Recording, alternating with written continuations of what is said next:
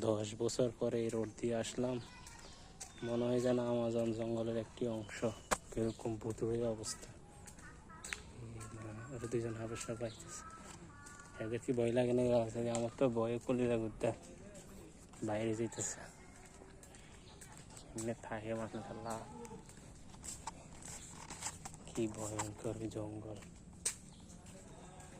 ভাবা যায় ভূতের বাড়ির ভিতর দিয়ে।